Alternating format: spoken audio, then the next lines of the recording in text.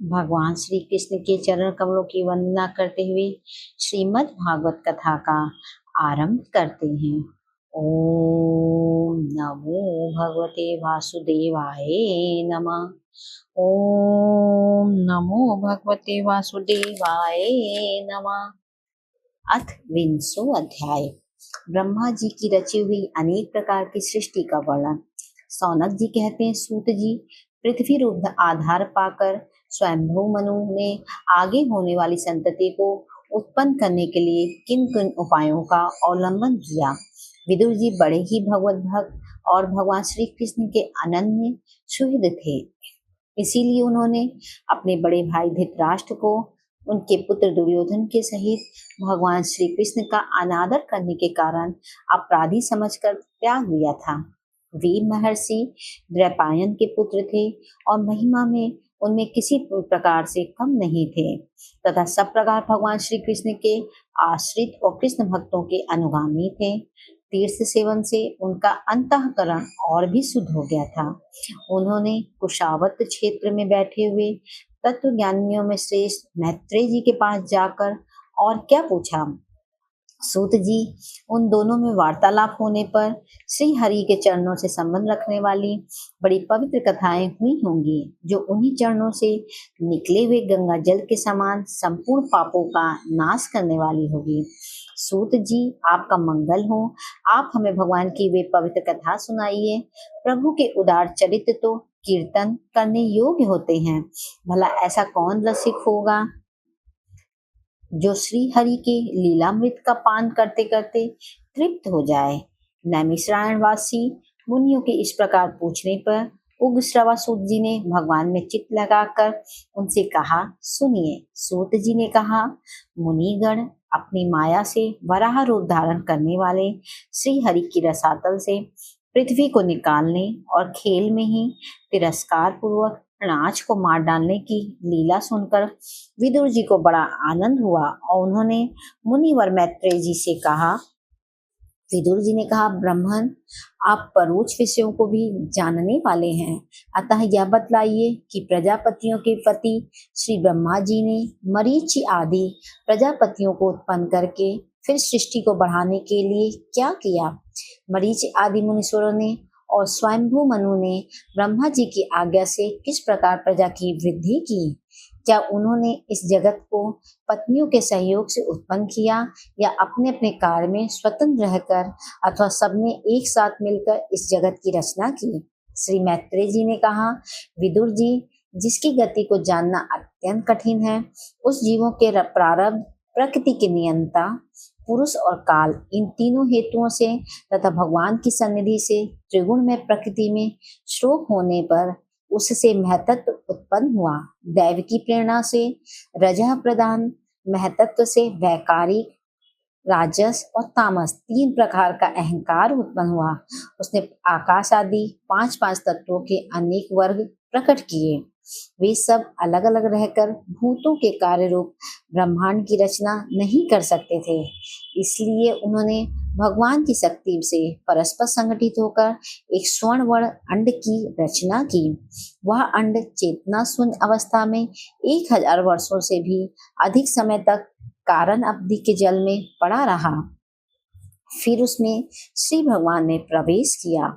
उसमें अधिष्ठित होने पर उनकी नाभि से सहस्त्र सूर्यों के समान अत्यंत देदीप्यमान एक कमल प्रकट हुआ, जो संपूर्ण जीव समुदाय का आश्रय था। उसी से स्वयं ब्रह्मा जी का भी आविर्भाव हुआ।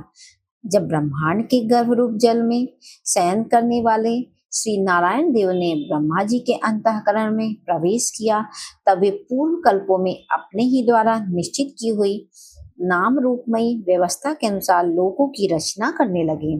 सबसे पहले उन्होंने अपनी छाया से तामिस्त्र, अंधतामिस्त्र, तम, मोह और महामोह यो 5 प्रकार की अविद्या उत्पन्न की। ब्रह्मा जी को अपना वह तमोमय शरीर अच्छा नहीं लगा, अतः उन्होंने उसे त्याग दिया। तब जिससे भूख प्यास की उत्पत्ति हुई, ऐसे रात्रि रूप उस शरीर को उसी से उत्पन्न हुए यक्ष और राक्षसों ने ग्रहण किया। उस समय भूख प्यास से अभिभूत होकर वे ब्रह्मा जी को खाने को दौड़ पड़े और कहने लगे, इसे खा जाओ, इसकी रक्षा मत करो, क्योंकि वे भूख प्यास से व्याकुल हो रहे थे। ब्रह्मा जी ने घबराकर उनसे कहा, अरे यक्ष राक्षसों, तुम मेरी संतान हो, इसलिए मुझे भक्षण मत करो, मेरी रक्षा करो। फिर ब्रह्मा जी ने सात्विक की प्रभा से देदीप्यमान होकर मुख्य मुख्य देवताओं की रचना की। उन्होंने कीड़ा करते हुए ब्रह्मा जी के त्यागने पर उनका वह दिन रूप प्रकाश में शरीर ग्रहण कर लिया। इसके पश्चात ब्रह्मा जी ने अपने जघन देश से कामासक्त असुरों को उत्पन्न किया। वे अत्यंत काम लोलुप होने के कारण उत्पन्न होते ही मैथुन के लिए ब्रह्मा जी की ओर चले। यह देखकर पहले तो वे हंसे, किंतु फिर उन नीलज असुरों को अपने पीछे लगा देख भयभीत और क्रोधित होकर बड़े जोर से भागे। तब उन्होंने भक्तों पर कृपा करने के लिए उनकी भावना के अनुसार दर्शन देने वाले शरणागत वत्सल वरदायक श्री हरि के पास जाकर कहा, परमात्मन, मेरी रक्षा कीजिए। मैंने तो आपकी ही आज्ञा से प्रजा उत्पन्न की थी, किंतु यह तो पाप में प्रवृत्त होकर मुझको ही तंग करने चली है। नाथ, एकमात्र आप ही दुखी जीवों का दुख दूर करने वाले हैं। जो आपके चरण शरण में नहीं आते, उन्हें दुख देने वाले भी एकमात्र आप ही हैं। प्रभु तो प्रत्यक्ष वर्ता सबके हृदय की जानने वाले हैं। उन्होंने ब्रह्मा जी की आतुरता देखकर कहा, तुम अपने इस काम कलुषी शरीर को त्याग दो। भगवान की यो कहते ही उन्होंने वह शरीर भी छोड़ दिया। ब्रह्मा जी का छोड़ा हुआ वह शरीर एक सुंदरी स्त्री संध्या देवी के रूप में परिणत हो गया। उसके चरण कमलों के पायजेब झंकृत हो रहे थे, उसकी आंखें मतवाली हो रही थी और कमर करधनी की लड़ों से सुशोभित सजीली साड़ी से ढकी हुई थी। उसके उभरे हुए स्तन इस प्रकार एक दूसरे से सटे हुए थे कि उनके बीच में कोई अंतर ही नहीं रह गया था। उसकी नासिका और दंतावली बड़ी ही सुघड़ थी तथा वह मधुर मधुर मुस्कुराते हुए असुरों की ओर हाव भावपूर्ण दृष्टि से देख रही थी। वह नीली नीली अलकावली से सुशोभित सुकुमारी मानो लज्जा के मारे अपने आंचल में ही सिमटी जाती थी। विदुर जी उस सुंदरी को देख के सब के सब असुर मोहित हो गए। अहो, इसका कैसा विचित्र रूप, कैसा अलौकिक धैर्य और कैसी नई अवस्था है। देखो, हम काम पीड़ितों के बीच में यह कैसी बेपरवाह से विचर रही है। इस प्रकार उनको बुद्धि दैत्यों ने स्त्री रूपी संध्या के विषय में तरह तरह के तर्क वितर्क करके फिर उसका बहुत आदर करते हुए प्रेम पूर्वक पूछा, सुंदरी, तुम कौन हो और किसकी पुत्री हो? भामिनी, यहाँ तुम्हारे आने का क्या प्रयोजन है? तुम अपने अनूप रूप का यह बेमूल सौदा दिखाकर हम अभागों को क्यों तरसा रही हो? अबली, तुम कोई भी क्यों ना हो, हमें तुम्हारा दर्शन हुआ, यह बड़े सौभाग्य की बात है। तुम अपनी गेंद उछाल उछाल कर तो हम दर्शकों के मन को मथे डालती हो। सुंदरी, जब तुम उछलती हुई गेंद पर अपनी हथेली की थपकी मारती हो, तब तुम्हारा चरण कमल एक जगह नहीं ठहरता। तुम्हारा कटी प्रदेश स्थूल स्तनों के भार से थक जाता है और तुम्हारी निर्मल दृष्टि से भी थकावट झलकने लगती है। अहो, तुम्हारा केश पास कैसा सुंदर है। इस प्रकार स्त्री रूप से प्रकट हुई उस सायंकालीन संध्या ने उन्हें अत्यंत कामासक्त कर दिया और उन मूढ़ों ने उसे कोई रमणीय रत्न समझकर ग्रहण कर लिया।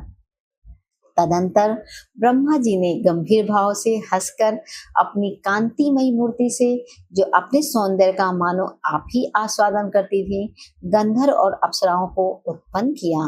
उन्होंने ज्योत्सना रूप अपने उस क्रांति में प्रिय शरीर को त्याग दिया। उसी को विश्वा, वसु आदि गंधर्वों ने प्रसन्नता पूर्वक ग्रहण किया। इसके पश्चात भगवान ब्रह्मा ने अपनी तंद्रा से भूत पिशाच उत्पन्न किए। उन्हें दिगंबर और बाल बिखेरे देखकर उन्होंने आंखें मूंद ली। ब्रह्मा जी के त्यागे हुए उस जम्भाई रूप शरीर को भूत पिशाचों ने ग्रहण किया। इसी को निद्रा भी कहते हैं, जिससे जीवों की इंद्रियों में शिथिलता आती देखी जाती है। यदि कोई मनुष्य झूठे मुंह सो जाता है तो उस पर भूत पिशाच आदि आक्रमण करते हैं। उसी को उन्माद कहते हैं। भगवान ब्रह्मा ने भावना की, मैं तेजोमय हूँ और अपने अदृश्य रूप से साधिगण एवं पितृगण को उत्पन्न किया। पितरों ने अपनी उत्पत्ति के स्थान उस परि अदृश्य शरीर को ग्रहण कर लिया। इसी को लक्ष्य में रहकर पंडित जन श्राद्ध आदि के द्वारा पितर और साधगणों को क्रमशः कव्य और हव्य अर्पण करते हैं। अपनी तिरोधान शक्ति से ब्रह्मा जी ने सिद्ध और विद्याधरों की सृष्टि की और उन्हें अपना वह अंतर्ध्यान नामक अद्भुत शरीर दिया। एक बार ब्रह्मा जी ने अपना प्रतिबिंब देखा, तब अपने को बहुत सुंदर मानकर उस प्रतिबिंब से किन्नर और किम पुरुष उत्पन्न किए। उन्होंने ब्रह्मा जी के त्याग देने पर उनका वह प्रतिबिंब शरीर ग्रहण किया। इसलिए ये सब उस काल में अपनी पत्नियों के साथ मिलकर ब्रह्मा जी के गुण कर्मादि का गान किया करते हैं।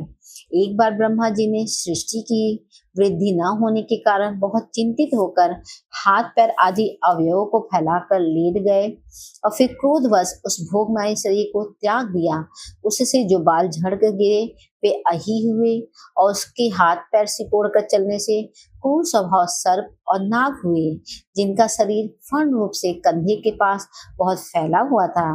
एक बार ब्रह्मा जी ने अपने को कृत्य सा अनुभव किया। उस समय अंत में उन्होंने अपने मन से मनुओं की सृष्टि की। ये सब प्रजा की वृद्धि करने वाले हैं। मनस्वी ब्रह्मा जी ने उनके लिए अपना पुरुषाकार शरीर त्याग दिया। मनुओं को देखकर उनसे पहले उत्पन्न हुए देवता गंधर्व आदि ब्रह्मा जी की स्तुति करने लगे। वे बोले, विश्वकर्ता ब्रह्मा जी, आपकी यह सृष्टि बड़ी सुंदर है। इसमें अग्निहोत्र आदि सभी कर्म प्रतिष्ठित हैं। इसकी सहायता से हम भी अपना अन्न ग्रहण कर सकेंगे। फिर आदि ऋषि ब्रह्मा जी ने इंद्रिय संयम पूर्वक तप, विद्या, योग और समाधि से संपन्न हो अपनी प्रिय संतान ऋषिगण की रचना की और उनमें से प्रत्येक की अपनी समाधि, योग, ऐश्वर्य, तप, विद्या और वैराग्य में शरीर का अंश दिया। इति श्रीमद्भागवते महापुराणे परमहंसायां संहितायां तृतीय स्कंधे विंशो अध्याय। ओम नमो भगवते वासुदेवाय नमः। ओम नमो भगवते वासुदेवाय नमः। अध्याय का विंशो अध्याय, कर्दम जी की तपस्या और भगवान का वरदान। विदुर जी ने पूछा, भगवान, स्वयंभू मनु का वंश बड़ा ही आदरणीय माना गया है। उसमें मैथुन धन के द्वारा प्रजा की वृद्धि हुई थी। अब आप मुझे उसी की कथा सुनाइए। ब्राह्मण, आपने कहा था कि स्वयंभू मनु के पुत्र प्रियव्रत और उत्तानपाद ने सातों द्वीपों वाली पृथ्वी का धर्म पूर्वक पालन किया था तथा उनकी पुत्री, जो देवहूति नाम से विख्यात थी, कर्दम प्रजापति को ब्याही गई थी। देवहूति योग के लक्षण यम आदि से संपन्न थी। उससे महायोगी कर्दम जी ने कितनी संतानें उत्पन्न की, वह सब प्रसंग आप मुझे सुनाइए। मुझे उसके सुनने की बड़ी इच्छा है। इसी प्रकार भगवान रुचि और ब्रह्मा जी के पुत्र दक्ष प्रजापति ने भी मनु जी की कन्याओं का पाणी ग्रहण करके उनसे किस प्रकार क्या क्या संतान उत्पन्न की, यह सब चरित्र भी मुझे सुनाइए। मैत्रेय जी ने कहा, विदुर जी, जब ब्रह्मा जी ने भगवान कर्दम को आज्ञा दी कि तुम संतान की उत्पत्ति करो, तो उन्होंने 10,000 वर्षों तक सरस्वती नदी के तीर पर तपस्या की। वे एकाग्र चित्त से प्रेम पूर्वक पूजन उपचार द्वारा शरणागत वरदायक श्री हरि की आराधना करने लगे। तब सतयुग के आरंभ में कमल नयन भगवान श्री हरि ने उनकी तपस्या से प्रसन्न होकर उन्हें अपने शब्द ब्रह्ममय स्वरूप से मूर्तिमान होकर दर्शन दिए। भगवान की वह भव्य मूर्ति सूर्य के समान तेजोमयी थी। वे गले में श्वेत कमल और कुमुद के फूलों की माला धारण किए हुए थे। मुख कमल नीली और चिकनी अलकावरी से सुशोभित थे। वे निर्मल वस्त्र धारण किए हुए थे। सिर पर झिलमिलाता हुआ स्वर्णमय मुकुट, कानों में जगमगाते हुए कुंडल और कर कमलों में शंख, चक्र, गदा आदि आयुध विराजमान थे। उनके एक हाथ में कीड़ा के लिए श्वेत कमल सुशोभित था। प्रभु की मधुर मुस्कान भरी चितवन चित्त को चुराए लेती थी। उनके चरण कमल करुण जी के कंधों पर विराजमान थे तथा वक्ष स्थल में श्री लक्ष्मी जी और कंठ में कौस्तुभ मणि सुशोभित थी। प्रभु की इस आकाश स्थित मनोहर मूर्ति का दर्शन करके करदम जी को बड़ा हर्ष हुआ, मानो उनकी सभी कामनाएं पूर्ण हो गई। उन्होंने सानंद हृदय से पृथ्वी पर सिर टेक कर भगवान को साष्टांग प्रणाम किया और फिर प्रेम प्रवर्चित से हाथ जोड़कर सुमधुर वाणी से वे उनकी स्तुति करने लगे। करदम जी ने कहा, स्तुति करने योग परमेश्वर आप संपूर्ण सत्वगुण के आधार हैं। योगी जन उत्तरोत्तर पर शुभ योनियों में जन्म लेकर अंत में योगस्थ होने पर आपके दर्शनों की इच्छा करते हैं। आज आपका वही दर्शन पाके हमें नेत्रों का फल मिल गया है। आपके चरण कमल भव सागर से पार जाने के लिए जहाज हैं, जिनकी बुद्धि आपकी माया से मारी गई है। वे ही उन तुच्छ क्षणिक विषय सुख के लिए जो नरक में ही मिल सकते हैं, उन चरणों का आश्रय लेते हैं। किंतु स्वामी, आप तो उन्हें वे विषय भोग भी दे देते हैं। प्रभु, आप कल्प वृक्ष हैं। आपके चरण समस्त मनोरथों को पूर्ण करने वाले हैं। मेरा हृदय काम कलुषित है। मैं भी अपने अनुरूप स्वभाव वाली और गृहस्थ धर्म के पालन में सहायक शीलवती कन्या से विवाह करने के लिए आपके चरण कमलों की शरण में आया हूँ। सर्वेश्वर, आप संपूर्ण लोकों के अधिपति हैं। नाना प्रकार की कामनाओं में फंसा हुआ या लोक आपकी वेद वाणी रूप डोरी में बंधा है। धर्म मूर्ति उसी का अनुगमन करता हुआ मैं भी काल रूप आपको आज्ञा पालन रूप पूजोपहार आदि समर्पित करता हूँ। प्रभु, आपके भक्त विषय आसक्त लोगों और उन्हीं के मार्ग का अनुसरण करने वाले मुझ जैसे कर्म जड पशुओं को कुछ भी न गिनकर आपके चरणों की छत्र छाया का ही आश्रय लेते हैं तथा परस्पर आपके गुणगान रूप मादक सुधा का ही पान करते हैं। अब सुधा पिपासादि देह धर्मों को शांत करते रहते हैं। प्रभु, यह कालचक्र बड़ा प्रबल है। साक्षात ब्रह्म ही इसके घूमने की धुरी है। अधिक मास सहित 13 महीने अरे हैं, 360 दिन जोड़ है। 6 ऋतुएं नेमी हैं। अनंत क्षणपल आदि इसमें पत्राकार धाराएं हैं तथा 3 चातुर्मास इसके आधारभूत नाभि हैं। यह अत्यंत वेगवान संवत्सर रूप काल चक्र चराचर जगत की आयु का छेदन करता हुआ घूमता रहता है, किंतु आपके भक्तों की आयु का हास नहीं कर सकता। भगवान, जिस प्रकार मकड़ी स्वयं ही जाले को फैलाती है, उसकी रक्षा करती है और अंत में उसे निगल जाती है, उसी प्रकार आप अकेले ही जगत की रचना करने के लिए अपने से अभिन्न अपनी योग माया को स्वीकार कर उससे अभिव्यक्त हुई अपनी सत्यवादी शक्तियों द्वारा स्वयं ही इस जगत की रचना, पालन और संहार करते हैं। प्रभु, इस समय आपने हमें अपनी तुलसी माला मंडित माया से परिचिन सी दिखाई देने वाली सगुण मूर्ति से दर्शन दिया है। आप हम भक्तों को जो शब्द आदि विषय सुख प्रदान करते हैं, वे माइक होने के कारण यद्यपि आपकी पसंद नहीं है, तथापि परिणाम में हमारा शुभ करने के लिए वे हमें प्राप्त हो। नाथ, आप स्वरूप से निष्क्रिय होने पर भी माया के द्वारा सारे संसार का व्यवहार चलाने वाले हैं तथा थोड़ी सी उपासना करने वाले पर भी समस्त अभिरसे वस्तुओं की वर्षा करते रहते हैं। आपके चरण कमल वंदनीय हैं। मैं आपको बार बार नमस्कार करता हूँ। मैत्रेय जी कहते हैं, भगवान की भवें प्रणय मुस्कान भरी चितवन से चंचल हो रही थी। वे गरुड़ जी के कंधे पर विराजमान थे। जब करदम जी ने इस प्रकार निष्कपट भाव से उनकी स्तुति की, तब वे उनसे अमृतमय वाणी से कहने लगे। श्री भगवान ने कहा, जिसके लिए तुमने आत्म संयम आदि के द्वारा मेरी आराधना की है, तुम्हारे हृदय के उस भाव को जानकर मैंने पहले से ही उसकी व्यवस्था कर दी है। प्रजापति, मेरी आराधना तो कभी भी निष्फल नहीं होती। फिर जिनका चित्त निरंतर एकांत रूप से मुझ में ही लगा रहता है, उन तुम जैसे महात्माओं के द्वारा की हुई उपासना का तो और भी अधिक फल होता है। प्रसिद्ध यशस्वी सम्राट स्वयंभू मनु ब्रह्मावत में रहकर 7 समुद्र वाली सारी पृथ्वी का शासन करते हैं। विप्रवर वे परम धर्मज्ञ महाराज महारानी शत्रुपा के साथ तुमसे मिलने के लिए परसों यहाँ आएंगे। उनकी एक रूप यौवनशील और गुणों से संपन्न श्याम लोचना कन्या इस समय विवाह के योग है। प्रजापति तुम सर्वथा उसके योग हो, इसीलिए वे तुम्ही को वह कन्या अर्पण करेंगे। ब्राह्मण गत अनेकों वर्षों से तुम्हारा चित्त जैसी भार्या के लिए समाहित हो रहा है, अब शीघ्र ही वह राजकुमारी तुम्हारी वैसी ही पत्नी होकर यथेष्ट सेवा करेगी।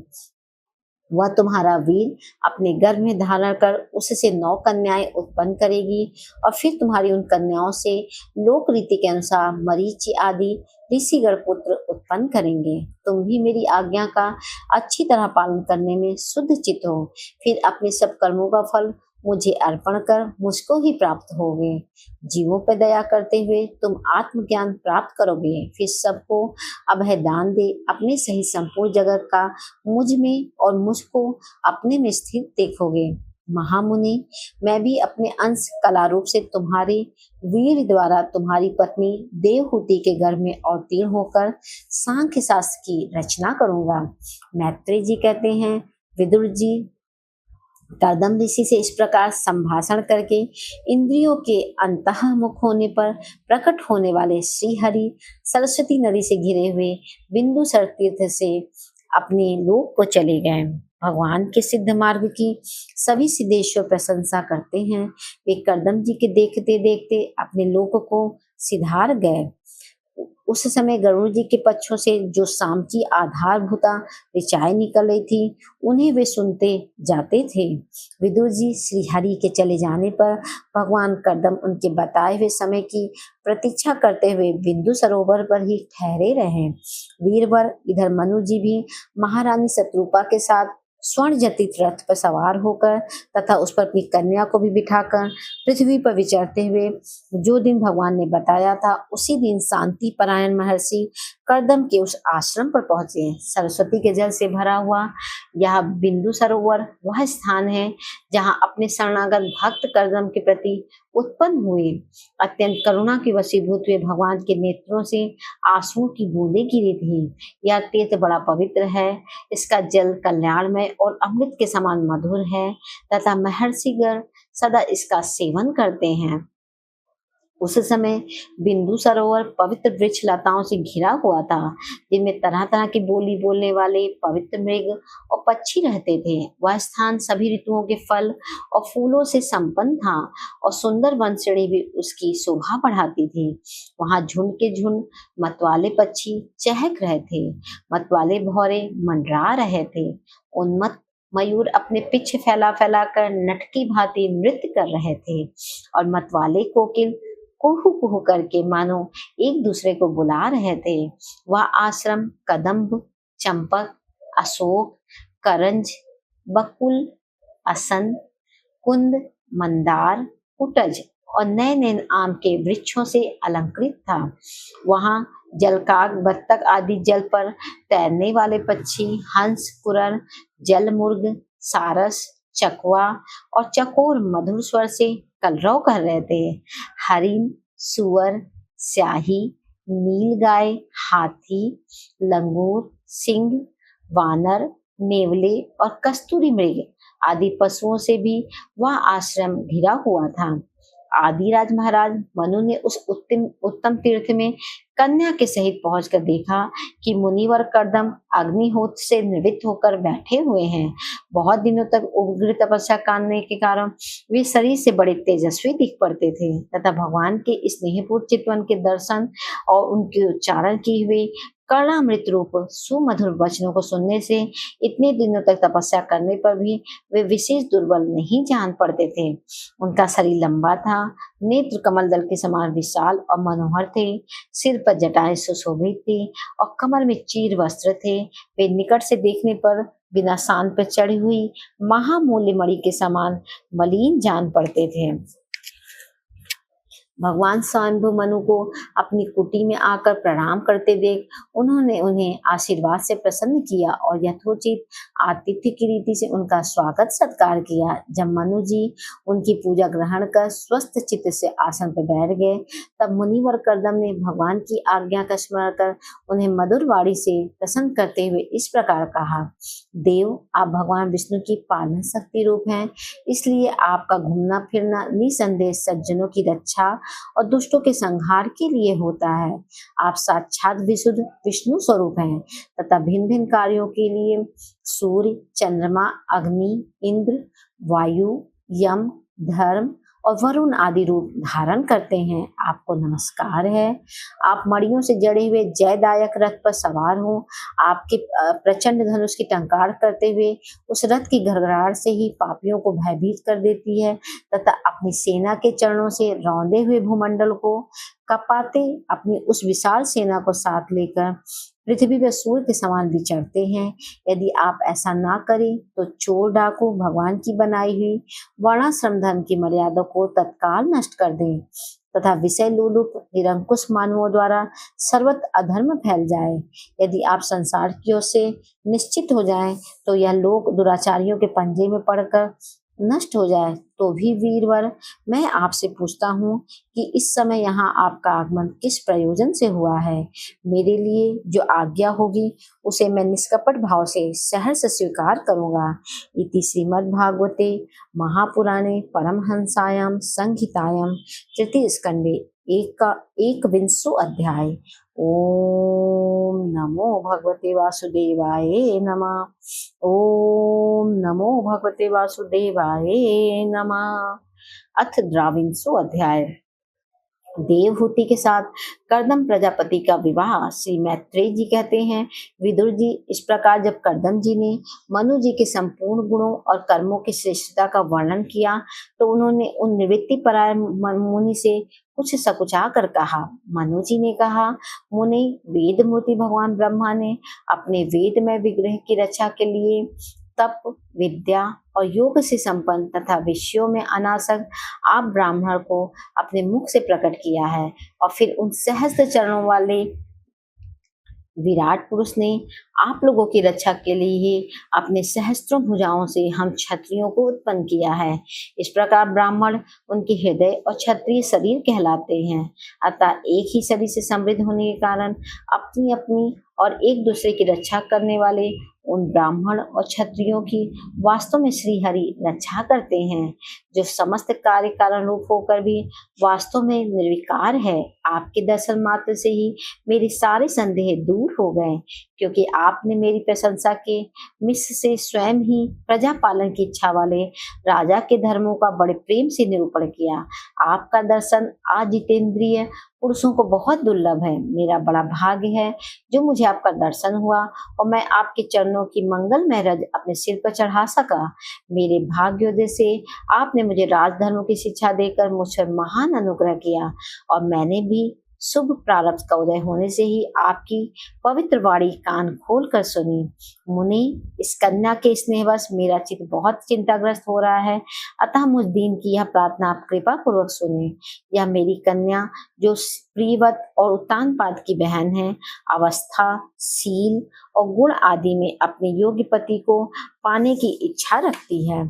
जब से इसने नारद जी के मुख से आपके शील, विद्या, रूप, आयु और गुणों का वर्णन सुना है, तभी से यह आपको अपना पति बनाने का निश्चय कर चुकी है। द्विजवर, मैं बड़ी श्रद्धा से आपको यह कन्या समर्पित करता हूँ। आप इसे स्वीकार कीजिए। यह गृहस्थोचित कार्यों के लिए सब प्रकार आपके योग्य है। जो भोग स्वतः प्राप्त हो जाए उसकी अवहेलना करना विरक्त पुरुष को भी उचित नहीं है। फिर विषयासक्त की तो बात ही क्या है। जो पुरुष स्वयं प्राप्त हुई भोग का निरादर कर दे, फिर किसी कृपण के आगे हाथ पसारता है, उसका बहुत फैला हुआ यश भी नष्ट हो जाता है और दूसरों के तिरस्कार से मान भंग भी होता है। विद्वान, मैंने सुना है आप विवाह करने के लिए उद्यत हैं। आपका ब्रह्मचर्य एक सीमा तक है, आप नैष्ठिक ब्रह्मचारी तो है नहीं, इसलिए अब आप इस कन्या को स्वीकार कीजिए। मैं इसे आपको अर्पित करता हूँ। श्री कर्दम मुनि ने कहा, ठीक है, मैं विवाह करना चाहता हूँ और आपकी कन्या का अभी किसी के साथ वागदान नहीं हुआ है, इसलिए हम दोनों का सर्वश्रेष्ठ विवाह विधि से विवाह होना उचित ही होगा। राजन, वेदोक्त विवाह विधि में प्रसिद्ध जो गृहभ्रणामिते इत्यादि मंत्रों में बताया हुआ है काम है, वह आपकी इस कन्या के साथ हमारा संबंध होने से सफल होगा। भला जो अपनी अंग क्रांति से आभूषण आदि की शोभा को भी तिरस्कृत कर रही है, आपकी उस कन्या को कौन आदर ना करेगा। एक बार यह अपने महल की छत पर गेंद खेल रही थी। गेंद के पीछे इधर उधर दौड़ने के कारण इसके नेत्र चंचल हो रहे थे तथा पैरों के पायजेब मधुर झनकार कटने चाहते थे। उस समय इसे देखकर विश्वासु गंधर्व मोहवश अचेत होकर अपने विमान से गिर पड़ा था। वही इस समय यहाँ स्वयं आकर प्रार्थना कर रही है। ऐसी अवस्था में कौन समझदार पुरुष इसे स्वीकार ना करेगा। या तो साक्षात आप महाराज श्री स्वयंभू मनु की दुलारी कन्या और उत्तानपाद की प्यारी बहन है तथा यह रमणियों में रत्न के समान है। जिन लोगों ने कभी श्री लक्ष्मी जी के चरणों की उपासना नहीं की, उन्हें तो इसका दर्शन भी नहीं हो सकता। अतः मैं आपकी साध्वी कन्या को अवश्य स्वीकार करूंगा, किंतु एक शर्त के साथ। जब तक इसके संतान ना हो जाएगी, तब तक मैं गृहस्थ धर्मानुसार इसके साथ रहूंगा। उसके बाद भगवान के बताए हुए संन्यास प्रधान हिंसा रहित समदमादि धर्मों को भी अधिक महत्व दूंगा, जिनसे इस विचित्र जगत की उत्पत्ति हुई है, जिनसे यह लीन हो जाता है और जिनके आश्रय से यह स्थित है। मुझे तो वे प्रजापतियों के प्रति भगवान श्री अनंत ही सबसे अधिक मान्य हैं। मैत्री जी कहते हैं, प्रचंड धनुधर विदुर कर्दम जी केवल इतना ही कह सके, फिर वे हृदय में भगवान कमलनाभ का ध्यान करते हुए मौन हो गए। उस समय उनके हृदय हास्य युक्त मुख कमल को देखकर देवहूति का चित्त लुभा गया। मनु जी ने देखा कि इस संबंध में महारानी शत्रुपा और राजकुमारी की स्पष्ट अनुमति है, अतः उन्होंने अनेक गुणों से संपन्न कर्दम जी को उन्हीं के समान गुणवती कन्या का प्रसन्नता पूर्वक दान कर दिया। महारानी शत्रुपा ने भी बेटी और दामाद को बड़े प्रेम पूर्वक बहुत से बहुमूल्य वस्त्र, आभूषण और गृहस्थोचित पात्रादि दहेज में दिए। इस प्रकार सुयोग वर को अपनी कन्या देकर महाराज मनु निश्चिंत हो गए। चलती बार उनका वियोग न सह सकने के कारण उन्होंने उत्कंठावश विहल चित्र होकर उसे अपनी छाती से चिपटा लिया और बेटी बेटी कहकर रोने लगे। उनकी आंखों से आंसुओं की झड़ी लग गई और उनसे उन्होंने देवहूति के सिर के सारे बाल भिगो दिए। फिर वे मुनिवर कदम जी से पूछकर उनकी आज्ञा ले रानी के सहित रथ पर सवार हुए और अपने सेवकों सहित ऋषिकुल सेवित सरस्वती नदी के दोनों तीरों पर मुनियों के आश्रमों की शोभा देखते हुए अपनी राजधानी में चले गए। जब ब्रह्मावत की प्रजा को यह समाचार मिला कि उनके स्वामी आ रहे हैं, तब वह अत्यंत आनंदित होकर स्तुति गीत एवं बाजी गाजी के साथ अगवानी करने के लिए ब्रह्मावत की राजधानी से बाहर आई। सब प्रकार की संपदाओं से युक्त बहिष्मती नगरी मनु जी की राजधानी थी, जहाँ पृथ्वी की रसातल में ले जाने के पश्चात शरीर कपाते समय श्री वराह भगवान के रोम झड़कर गिरे थे। वे रोम ही निरंतर हरे भरे रहने वाले कुश और कास हुए, जिनके द्वारा मुनियों ने यज्ञ में विघ्न डालने वाले दैत्यों का तिरस्कार कर भगवान यज्ञ पुरुष की यज्ञों द्वारा आराधना की। महाराज मनु ने भी श्री वाराह भगवान से भूमि रूप निवास स्थान प्राप्त होने पर इसी स्थान में कुश और कास की बही बिछाकर श्री यज्ञ भगवान की पूजा की थी। जिस बहिष्मतीपुरी में मनु जी निवास करते थे, उसमें पहुंचकर उन्होंने अपने त्रितापनाश भवन में प्रवेश किया। वहां अपनी भार्या और संतति के सहित वे धर्म, अर्थ और मोक्ष के अनुरूप भोगों को भोगने लगे। प्रातः काल होने पर गंधर्वगण अपनी स्त्रियों के सहित उनका गुणगान करते थे, किंतु मनु जिसमें आसक्त न होकर प्रेम पूर्ण हृदय से श्री हरि की कथाएं ही सुना करते थे।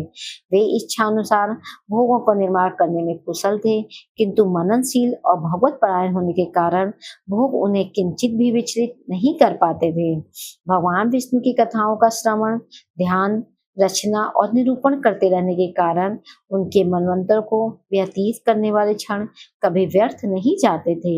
इस प्रकार अपनी जागृत आदि तीनों अवस्थाओं अथवा तीनों गुणों को अभिभूत करके उन्होंने भगवान वासुदेव के कथा प्रसंग में अपने मनवंतर के 71 चतुर्युग पूरे कर दिए। व्यास नंदन विदुर जी, जो पुरुष श्री हरि के आश्रित रहता है उसे शारीरिक, मानसिक, दैविक, मानसिक और भौतिक सुख किस प्रकार कष्ट पहुंचा सकते हैं। मानो जी निरंतर समस्त प्राणियों के हित में लगे रहते थे।